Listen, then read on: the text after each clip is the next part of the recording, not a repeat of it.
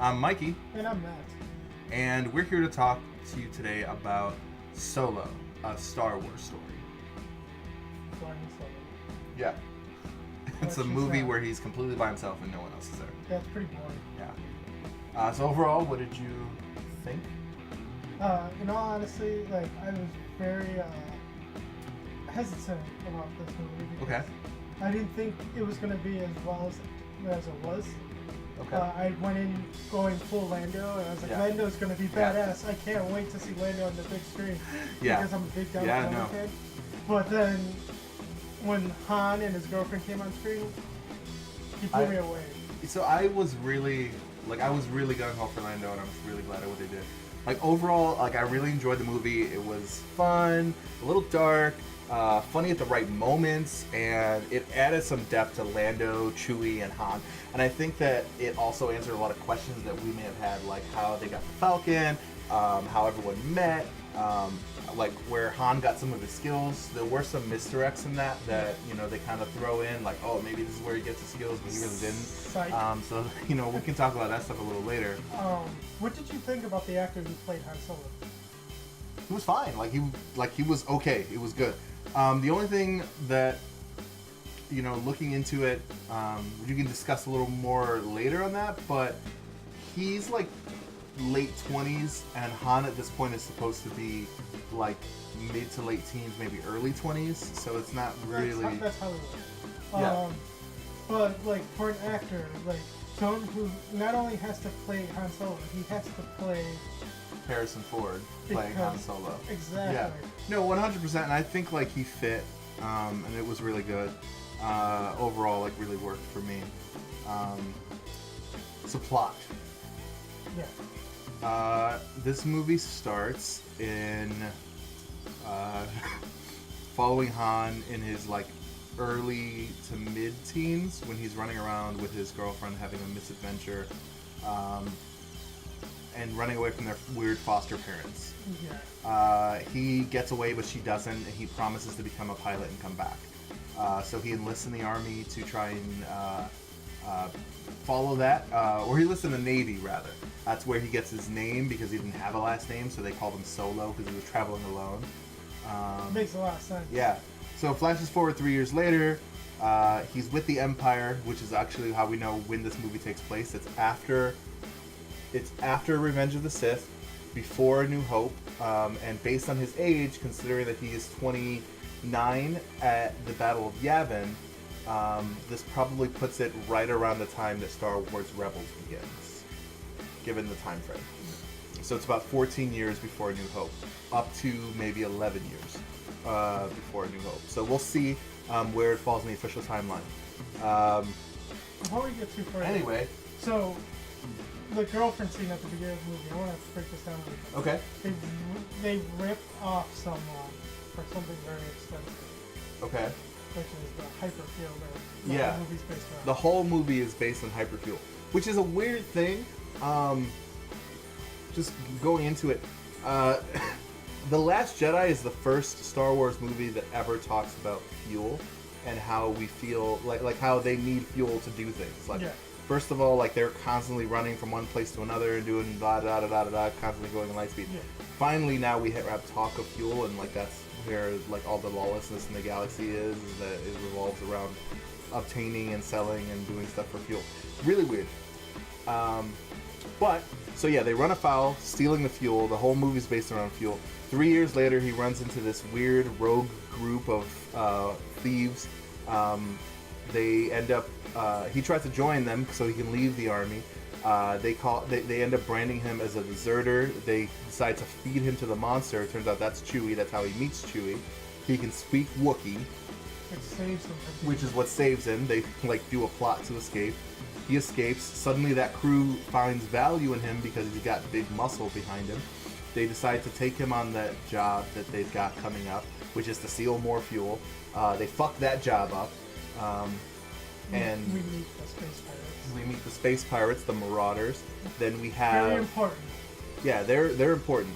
Then we have, weird drug lords, kingpins, that apparently do really well in the Star Wars universe because they're riding in yachts and, have really lavish parties turns out they're part of the Crimson Dawn. That's where Solo finds his girlfriend, Emilia Clarke, and he asks how she got out. She says she didn't, and it turns out she's branded with the Crimson Dawn brand, so she belongs to them.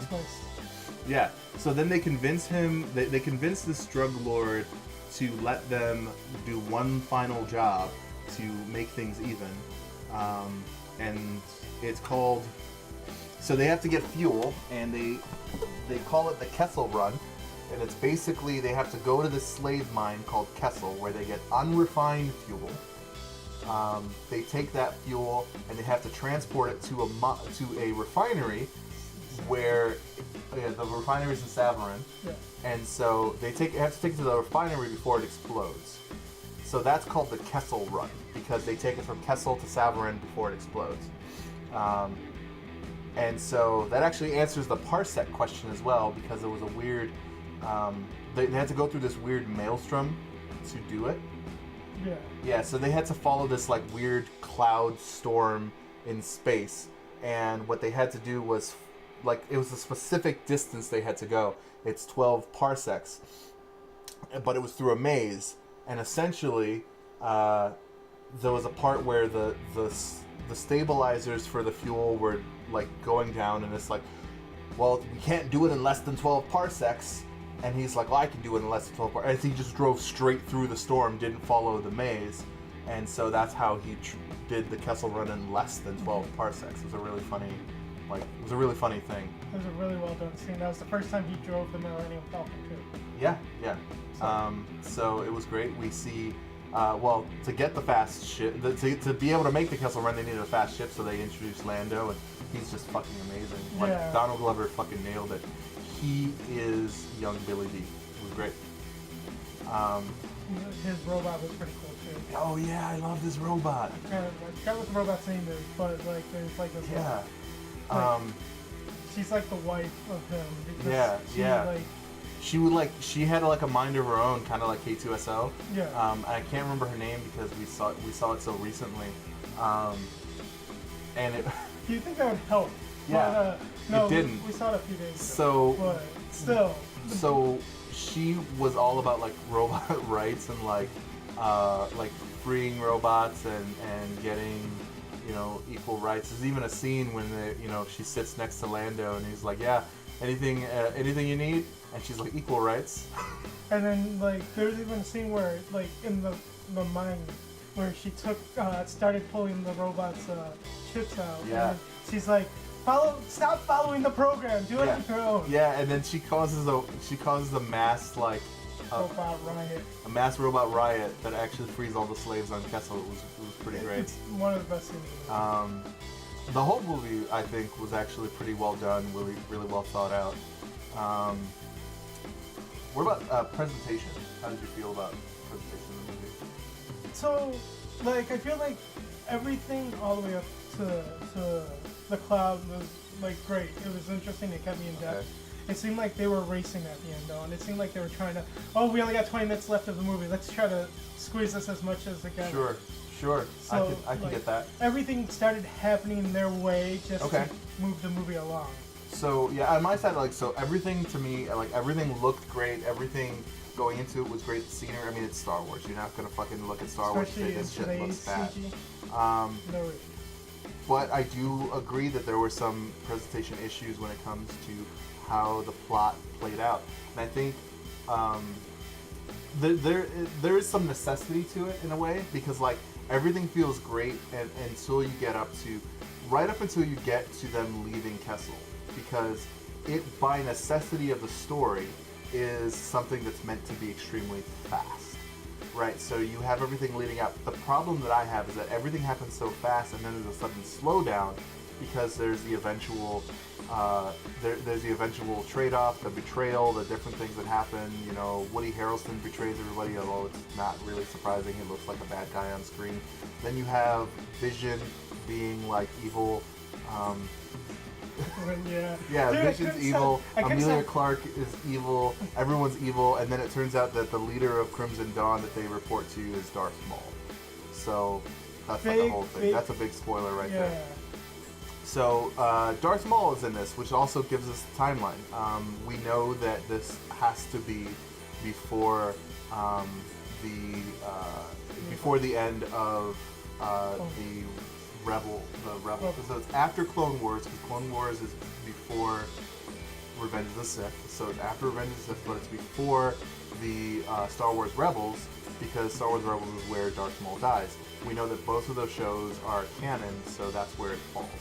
Yeah, this is the only pinpoint fact that we have other than Han Gracious. Yeah, yeah. So that's where we have everything at. Lots of decent fight scenes in there. I think Emilia Clarke picked up the fighting. When we are introduced to Woody Harrelson's character, it makes us think that that's where we're going to get the skills that Solo picks up, but it turns out to not be that way. It's just a misdirect. But it is great because there's something that I really like about the character development. So I'm going to skip over the things we didn't like, and I'm just going to go straight into the things we did like. In the character development, that we have, Emilia Clarke says that Han is the good guy. He's not the rebel, he's not the thief, he's the good guy. But he does something decidedly not good in this movie. I mean, there's a lot of things that he does that's not great. Morally but justified. When it comes to the final thing with Woody Harrelson, there's a scene where they're talking, and you can tell that Woody Harrelson is about to betray him again. And he's like, oh, you know, there's one thing you're not thinking of, one mistake you made. And while he's talking, Han shoots him. He doesn't talk, he doesn't mess around, he shoots him. Yeah. And that's where it's a little bit morally questionable. But that's Han. Han is the shoot first person. Whatever, you know, true fans will say that Han shot first. You know, that's, Han is the one that we know shoots. I mean, you think of Cloud City in Empire Strikes Back. When the doors open and it reveals Vader, you know, you have shocked faces on Luke, shocked face on Leia. Chewie fucking screams, Han shoots. He doesn't think. And that's where it sets him apart, and it was true to his character. I really liked it. Like, Han was scummy at the beginning, but like, yeah. Woody Harrelson definitely brought it out. He even gave me ideas of ripping more people off. Yeah. Like, at the end of the movie, he's like, oh, we're heading to this planet because that's what Woody Harrelson said. Yep. So... Yeah, so he ends up going to Tatooine based on Woody Harrelson's hints. Yeah, Tatooine. So, there's not much that I really didn't like about this movie outside of pacing, and that a lot of it doesn't matter. It answers questions that we had, answers some questions that we didn't, but ultimately it's not a big movement in the Star Wars universe. It's not as big as like Rogue One was. It's important to know that they got those plans and how they got them. But everything Han does has no effect on the rest of the Star Wars universe. So, overall, what would you rate this movie? Personal opinion, I'd probably give it a... I think the pacing is what killed it for me. And then in the ending, it seemed like, okay, like, why are we doing this? We have a whole laundry list. But I did like the twist. I love the characters, and I love the action. Like, the sci-fi that they brought on screen was amazing. Action was good. Like I said, funny, a little dark, and it was fun. And that's what I go to movies for. Yeah. So, my rating for this movie is an 8. Yeah. This is definitely going to start a brand new franchise for Disney after the episodes if they decide to stop making episodes. This is definitely going to start carrying this Han character across. Yeah. I hope that we see more stories about Luke and Lando. I mean, Han and Lando. Well, I want to see stories about Luke too. I want to see them growing up and stuff. I don't really want to see stories of Luke. I don't really care about stories of Luke, like, unless it's something that involves like the Knights of Ren. Yeah. And like that would be the only thing I'd want to see. What was the next movie that was coming out from Disney for Star Wars? Boba Fett.